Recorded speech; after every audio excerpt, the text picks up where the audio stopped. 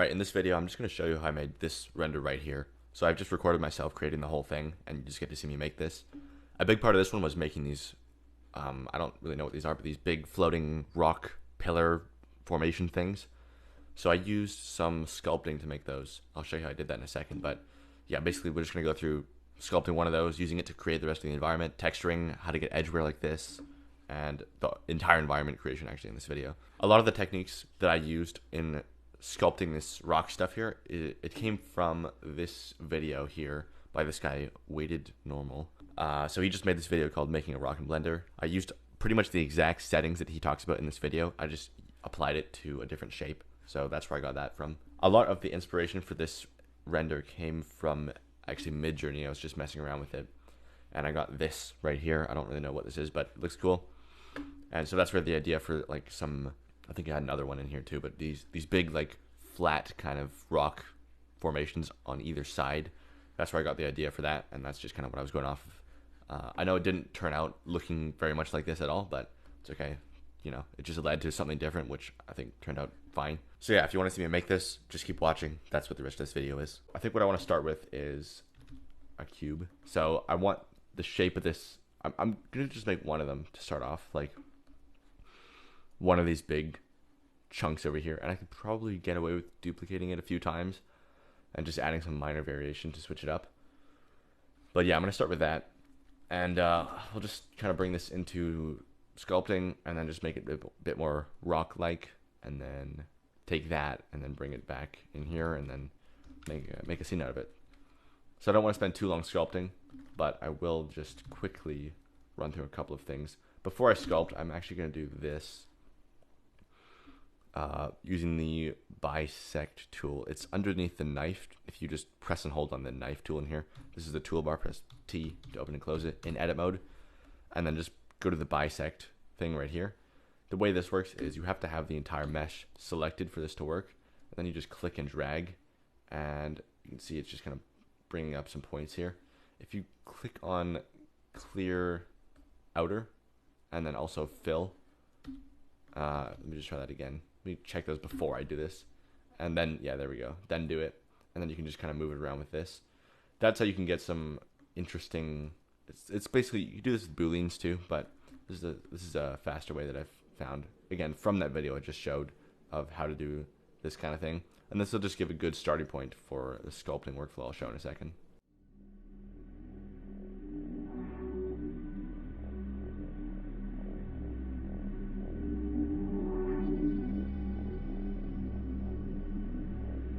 Okay, that should be fine to start off with.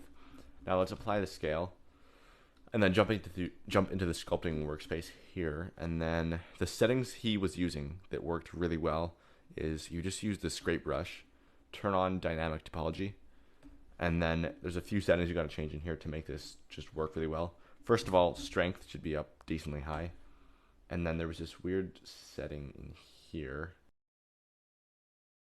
So the first thing to change is switch this from smooth over to constant, and that will just give you a really harsh fall off. So the brush will just basically be, you'll see in a second, but it won't be like a smooth brush. It'll just be a very hard constant fall off. And then the other thing to change is there's this one option here, this right here. If you check original normal, that will just basically make it, I think, so that when you're sculpting on, say you start on a flat surface, wherever you move throughout the mesh, it'll stay aligned with the original surface that you had it lined up with. So for example, if I just kind of do something here, if I start at this angle, it kind of just continues from the angle I started with. For some reason, when you check this setting here, it just makes it so much easier to just destroy the mesh and create a very rocky texture. So you can see if I turn that on, it just cuts through a lot deeper than if you don't have that on. So that's going to make it a lot easier to make this rocky kind of shape. The other thing too is I'm going to turn down the dynamic topology, what is it called? The detail size. I'll turn that down to like 5 maybe. So basically half of what it was before, and that will be a good amount of detail, I think. Could even go lower. I could even go like 2 or 3 if you want to go really detail, but it starts to lag a little bit, so I'm going to keep it on like 5. So yeah, I'm going to keep doing this. I could fast forward this section because we don't really need to see this, but I'm just going to use only this brush, nothing else. I just keep going throughout here and just kind of make some more imperfections and just end up with something interesting. Sometimes I get lost in daydreams.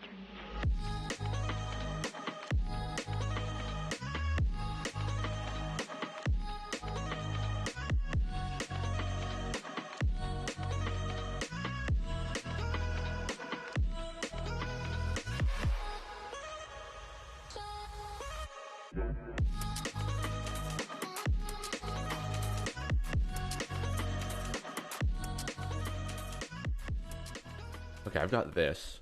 I don't know if this is the best shape ever, but I think I can make it work in the context I'm going to use it in. So here's what I want to do now is start texturing this. Just very, very basic texture. So I'll just hit new. I'm going to grab a texture from Quixel. You could also just use, I was testing this out with free rock ones from Ambient CG yesterday. You could totally use those. But here's the setup I want to do. You can just take any rock texture you want, something jagged that's already has a lot of detail in it. It's going to be good. Just wait for this to load, and then we'll bring one in. So I'll just search for rock in here, go to services, and just find some kind of thing that looks like a cliffside. Maybe this kind of thing, or like, actually this is kind of more like what I was thinking. Let's try that and see if that gives us a better result. So this has more smooth surfaces on it, and it's less, I don't know, jagged. Which I know I said I wanted a jagged one, but I think that was the wrong choice. So just wait till that shows up in here. There we go. Come on. And again, just fix the texture because Quixel Bridge is incapable of exporting a texture correctly for some reason. So there we go. Maybe let's rotate it like a little bit sideways, just to switch it up a little bit. And that, I think, is going to be a better option than the other one I was using. Okay, let's add some edge wear so it's just a bit more fun. And you can do that with a ambient occlusion node. So I was messing with this yesterday, and I think this is the best way to do it for using inside Blender. If you're going to export this as a game asset or export it to another software, this is not a good idea because we're going to be using just nodes to actually add this detail. But for just using inside Blender, this will work really well. So I'm going to take an ambient occlusion node and multiply that into the color. So normally ambient occlusion is for like adding a natural kind of shadow into small crevices in it's kind of like if you just Google the word ambient occlusion, you'll see what it's doing. But I want to use it kind of the inverse of that to add a brighter edge to the outside corners, if that makes sense. And here's how you do that. So I'm going to use a color ramp, drop that right here, and we can just preview that. I'm just pressing Control Shift and then clicking on a node to preview it. And I think you need to have the Node Wrangler add-on enabled to be able to do that. So if I do this, if I actually flip the color ramp around and invert it and just bring it up like this, and if I check only local and also check this box here inside, that will actually make it so that it highlights the edges only. So we're inverting the color ramp and checking these two boxes, inside and only local. And then if you adjust the distance down, now we can control exactly where this comes in. So this is really useful for adding this kind of stuff. And if I just take the distance way down and then crank the color ramp a little bit more like this, I think that's a good starting point. And then I want to multiply that in. You can actually switch this to overlay, and then I don't necessarily want this texture to be that dark. Right now it's making it very, very dark and just leaving the edge wear like the color it was before. But I'd rather have it so that it leaves everything else the color it was before and then just makes the edges brighter. The way you can do that is just by changing the colors of the color ramp. So if I make the black value, instead of being fully black, if I just make it like 0.3, 0.4, 0.5, something like that, and then make the white one, you can actually take the value here and turn it up to past 1, and that will just make it brighter than 1. And so that's kind of an interesting result you can get from that. And then you can adjust how strong that effect here is with the mix factor. So maybe multiply is a better option, but I think overlay does also look cool. And I might make this a little bit darker. So that's kind of an interesting way to add a bit more detail in here. And I could take this down to maybe 0.03. I think is a good amount. And if it's too clean here, you could actually mix in a noise texture there if you want to. I don't think I need to do that here, but yeah, that's looking much better. So it's a bit more natural, feels a bit more worn and just better. So I'm gonna run with that. And let's maybe take metallic up, specular down.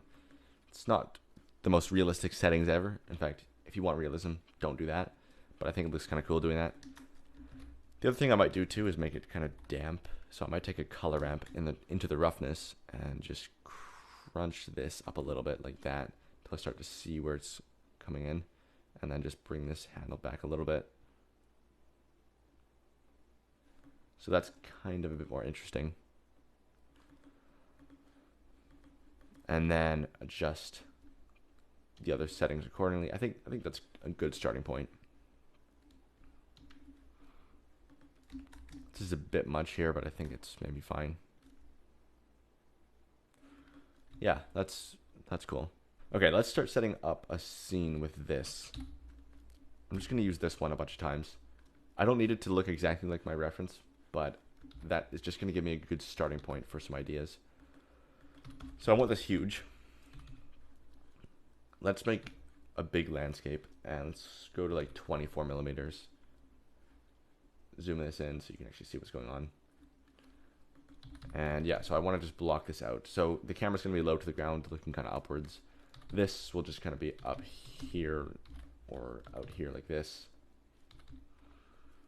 And then I want some light in the distance, I think. I'm going to increase the camera view distance to like 12,000 meters maybe. Increase this. And let's just make the light a bit bigger and maybe kind of blue or cyan like it was in the reference photo. Increase the strength a lot. And then, yeah. Maybe let's just put that rock material on here for now. I'm going to change that, but just so the floor isn't fully white. It's kind of bothering me. Let's throw in volumetrics because it definitely needs that. So display as bounds. New texture. Delete this. Volume scatter in 0.001. Scroll in and out to refresh that, and then just turn up the anisotropy. This might actually be, oh sorry, 0.001, not 0.1. So, yeah, I want, let's add a cube in here just for the scale of a person. So it's 2 meters tall. Scale it down slightly so it's like just under 2 meters. It's kind of the height of a person right there. Just so I can get an idea of how big all this stuff actually is. And then, yeah, we could just throw it in this rock thing. It's not the greatest sculpting, but it's good enough, I think. Especially once I layer on other assets on top of this, like from Quixel, rocks and stuff. Or some of my photo scans even too. This light is way too close. Let's move that into the distance a bit more. And yeah, I just want to have these big towering kind of pillars all over the place. I might scale up the UV map on the normal map, or on the scale up the texture a little bit on here. And I could even duplicate this over itself and layer that on top of itself to add more detail. Maybe flip it upside down, like rotate it around this way. Just so that the, like on these areas where I need more detail, I can just kind of fake that a little bit. Like this. I'm just gonna have that poking through a little bit like that. And these ones, maybe I can actually just make the texture a little bit smaller to match the size of the other ones. So that is a bit more consistent throughout here.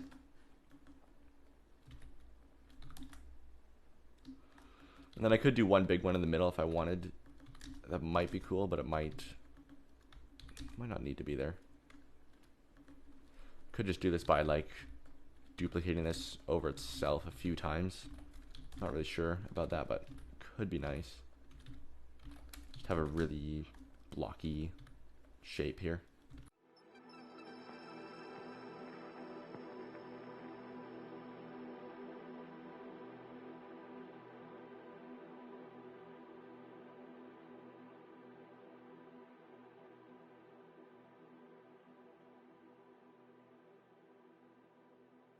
And I need a sky back here. Let's do a moody, some kind of moody sky. And let's just pull this over this way. You can just get one of these from Unsplash. I'm just going to use one of the packs included in the course because these are just photos that I've taken and it's always fun to use. The Moody Skies pack. So I'm going to take one of these, just some cloudy kind of thing. It doesn't really matter which one, but like just some cloudy thing. Run that into the emission and alpha. Apply scale. Just unwrap it so it lines up properly. Kind of copy the rotation of the camera. And then just kind of move that in place. Make sure the horizon is lining up here. And then just move it down like this. Now, that's a bit bad. So I need to maybe just mess with the color. Like maybe just desaturate it a little bit. And then even mix in kind of a blue color. Let's take a mixed color node. Multiply in some of that like cyan kind of color a little bit if I can.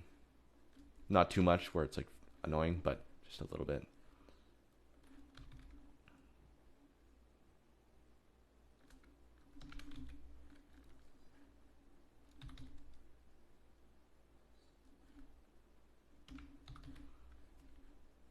And it might be cool to not actually have this light at the bottom. It might be cool to just have it in the sky. Like maybe it might be nice to have a, what if I add a big area light up here? Like let's do light area and then just make this like really bright up here like this.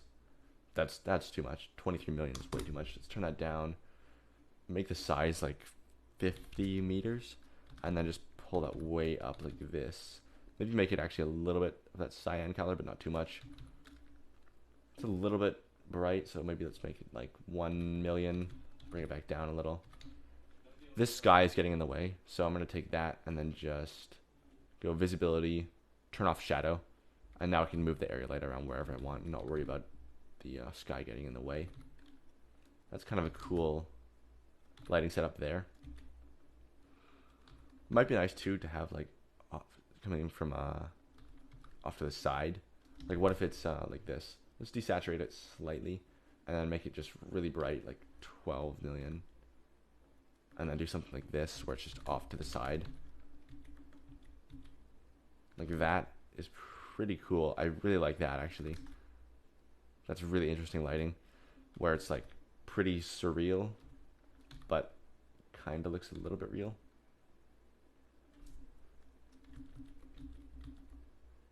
Yeah, let's do that. That's really sick. Now I could have these floating. It does look cool. I don't know if it makes that much sense, but it is actually really cool.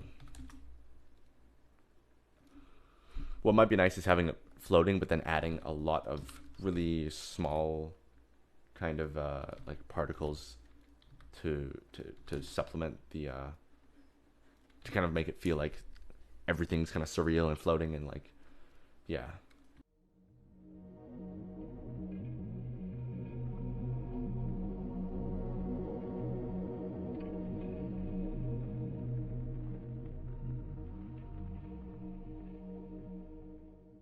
Okay, we need smaller rocks. So I think I'm going to go to Quixel Bridge and take some... Let's actually search rock again. And I'm just going to take some of these 3D rocks and use these and just kind of scatter them into a cluster of floating rocks and then use that to just add some more surreal detail around the scene.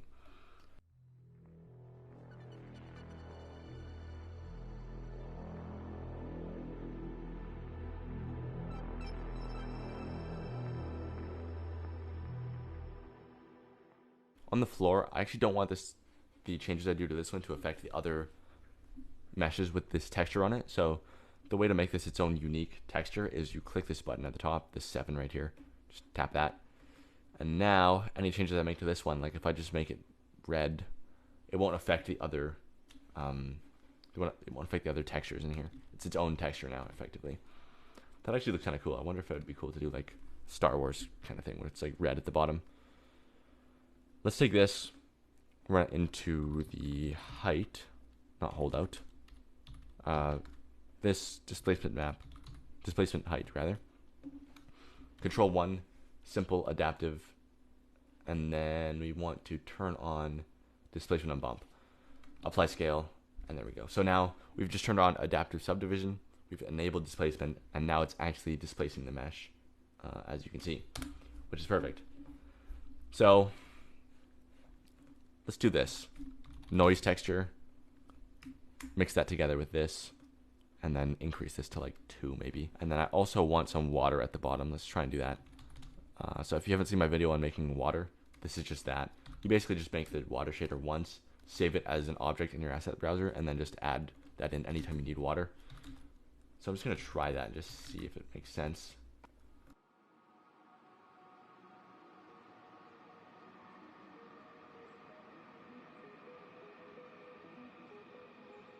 This sucks, so I need to fill in more detail here. So let's do that right now. Bring this in maybe, or just kind of duplicate it downwards, or I don't know.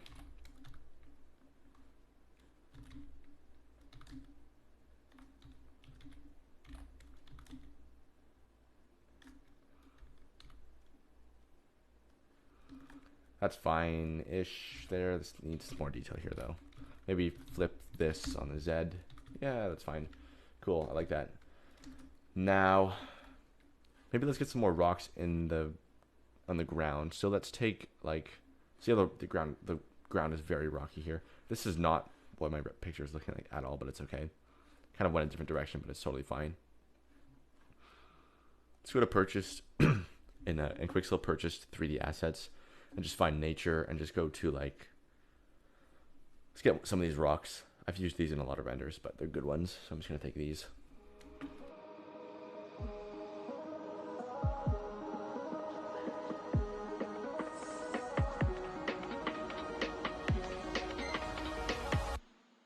Sometimes I get lost in daydreams.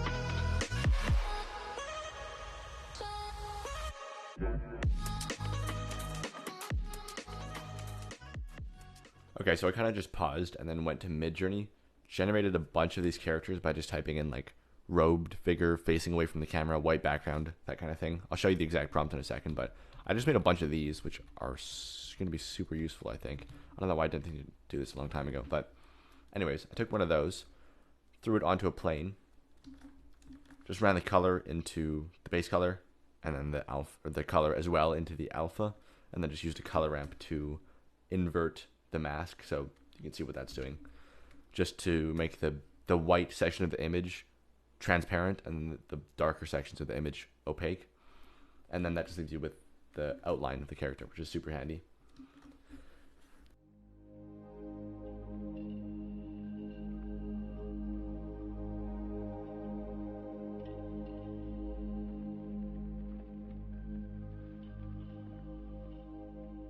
And I think we'll be okay. So yeah, let me just render this, and I'm gonna take a break, come back, and then edit this in Photoshop when I'm done, or when I'm done taking a break. Yeah. Okay, I saved the mist pass, but I don't think I'm gonna actually use it in here because I tried adding it in with just using it as a mask to brush in more cloudiness, but I don't think it's making it any better. So I'm gonna leave it off. I'll delete that. And I'm just going to duplicate the background layer. Let's just go and do my usual process, which I've showed a bunch of times before. I have videos on exactly what I'm doing in here. There's one called how to add that special look to your renders. That's one of the videos that I've done mostly about Photoshop. It's mostly in the second half of the video, I think. There's also another video really old on my channel that I talking about editing stuff in Photoshop. That one's pretty old though, so I would suggest going with the newer one, or just watch me do it here and explain it a little bit less in depth than those other videos. So I'm just gonna throw on one of these blur layers, which is again kind of the same thing as using the glare node. And then what else should we do? Let's do some dodging and burning. So I'm gonna throw on a curves adjustment layer and make some areas darker and some areas brighter. Whoops, just tabbed into Blender. So yeah, I need some of these areas to be nice and dark. I could probably run the outside of the frame, maybe a little bit in the sky, and then actually looks kind of cool having that there. But I don't really want to take that down too much in the middle, just because it's gonna leave a weird dark spot. I think what I might do actually is this new curves adjustment layer, bring it way down, and then double click it. That brings us to the blend if section right here. And then I just want to bring the shadows down basically. So I want to say, okay, anything below this point, we can make that darker. So I can just kind of spread the, if you hold Alt or just click Alt while you're clicking this, it breaks the handle up into 2 pieces. And then that way you can actually get a nice gradient fall off in where this is masking it in. So this is obviously an extreme effect I've just put in here, and I'm going to brush it in very lightly. So doing that, I can just invert the mask and then take a brush and just brush in exactly where I want that effect to show up. So basically we're just taking the dark parts, making them a little bit darker, and doing it in a very controlled way. So it's kind of like, you could probably just take the shadows down and it would do kind of the same thing. But I'm just doing it now instead of in the camera raw filter. And I think it doesn't need to be that strong, but that's going to be good right there, I think.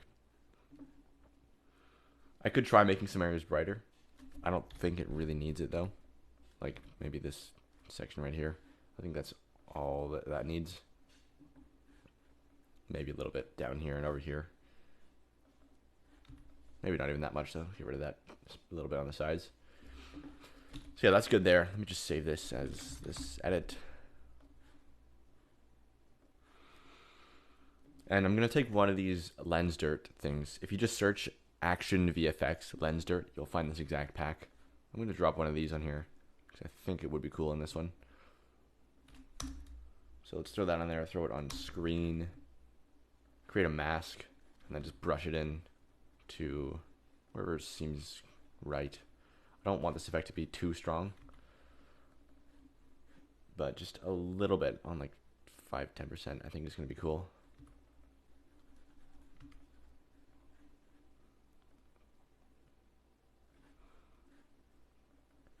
Not a huge difference, but I just like doing it. Okay, let's also get some particles. So I have the particles, like the dust particles pack. Let me just get that in here. I think I put a new one in here. Yeah, the 2.0. Here it is. Let's take, let's see. This one's kind of nice. Number 1 on the new section right here. Cool, drop that in, put it onto screen. And then we can also double click this layer and just kind of remove it from the darkest areas of the image. And then hit OK and just turn the opacity or the fill way down to like 20, 30, 40%. And that way it's barely noticeable here, but then as soon as I run it through the camera raw filter and sharpen it, that will be much more noticeable. So I'm going to keep it very subtle for now. And same thing with the lens dirt. I'm actually going to take that down a little bit as well. So we haven't done very much, although that is actually quite a significant difference when I hide everything and bring it back on. If you just look at the difference there,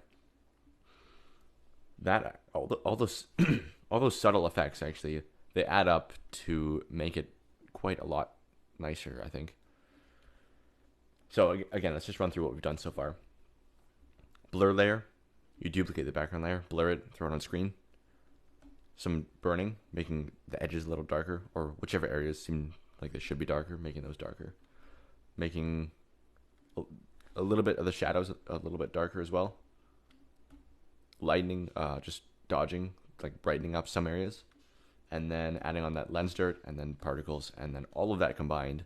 Each one of those, each one of those things doesn't look like a huge difference on its own, but all of them together actually does make a big difference. And yeah, so let's bring this through the camera raw filter now. So Control Alt Shift E with the top layer selected.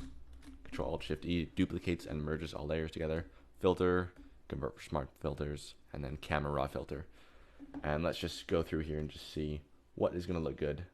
I'm not exactly sure what it should be doing here, but clarity always looks good. And I'm just going to go through one by one and just if I've explained this many times before in my videos, but just in case anyone's new here, basically my strategy here is just if it looks good one way or the other, I'll do that and I'll leave it up or down. If it looks better in the middle, I'll just leave it in the middle. So I just kind of go through thing by thing, move it a little bit. If it looks worse, keep it there, or rather put it back, keep it in the middle. If it looks better, then go for it. Basically just do whatever looks good, in other words. And I like the kind of frosty look we're getting here, so I'm going to keep that up.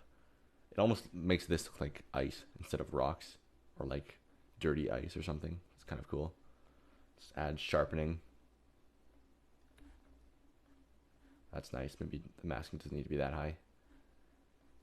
I like this rock texture here. It's not very realistic, but it is cool, so I like that a lot. Let's turn up the grain to like right here. Nice. Vignetting, we don't really need it because I kind of added a vignette manually by doing that dodging and burning earlier. So I'm not too worried about that. Could mess with this. I like the colors though, so I don't think this is going to make it better or worse. Maybe just increase the saturation slightly. Yeah. Cool. That looks really nice. I like that a lot. Could mess with the highlights if I want to make it really bright or blown out or anything. Or maybe bring it down to like right there so it's not blown out.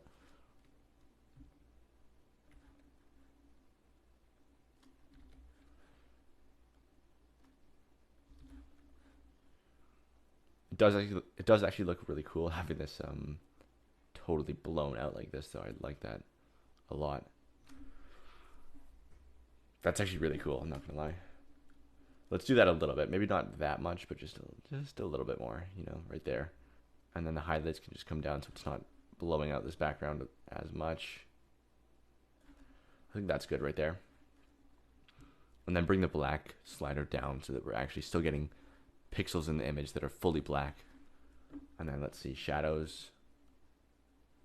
I think it looks cool bringing that down slightly, so I'm going to bring it down a little bit. Not too much, but just a little bit. I wasn't planning for this to be ice, but it kind of turned out that way. I guess it kind of still looks like rock, so maybe it's fine. But yeah, this is sick though. I like where this went. That's it. Okay, I think that's good for the camera raw filter. And look how much of a difference that makes. That's just so awesome. So the first stage is like doing the basic adjustments, and the second stage is the camera raw. And then those two things together gives you like the ultimate result. That's just so sick. I like this. I like how this turned out a lot. The color on these rocks, I should have made that a little darker, but not a big deal.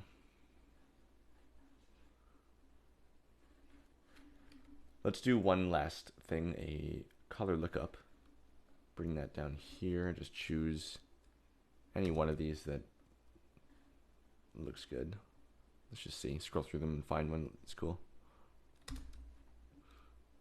This one's interesting. I could just bring that like right there.